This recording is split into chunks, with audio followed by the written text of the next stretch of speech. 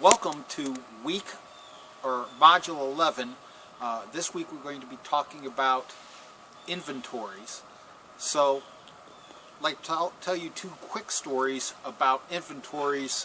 When I was at Thompson, we had older picture tube type that we used to make, a 13-inch, which was a really high runner at one point. But when I got there, it was one that was cost effective for us to make in the U.S. And so we had stopped making it, but we had about $150,000 to $200,000 worth of inventory, enough to make 10,000 of those picture tubes sitting in our warehouse that we weren't using. So it's important to pay attention to how much inventory you have and how much you're ordering and how to control that.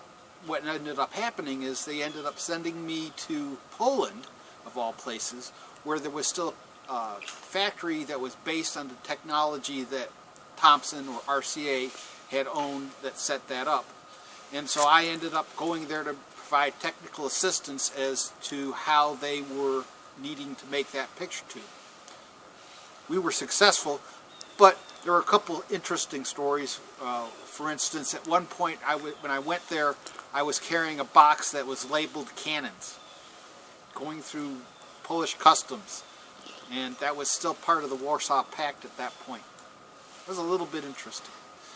So the next thing is, you need to be careful about how you label your inventory, and that everybody needs to understand what that inventory is.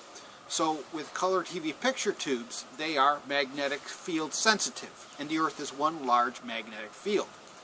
We had a picture tube type that we were selling to Australia, which has a opposite polarity magnetic field than the U.S. market does.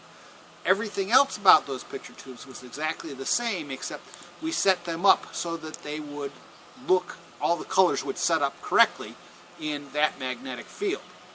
6 months later, of course, the sales order that we thought we had for that hadn't come through, and the scheduling people came to me and go, we would like to just simply relabel those picture tubes and sell them in the U.S. market.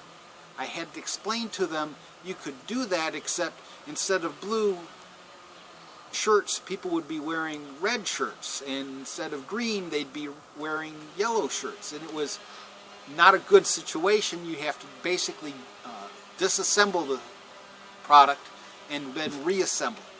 So monitoring what you have in inventory and making sure you don't overproduce is very important. You otherwise can get stuck with a lot of waste. Thanks very much. Have a good lesson.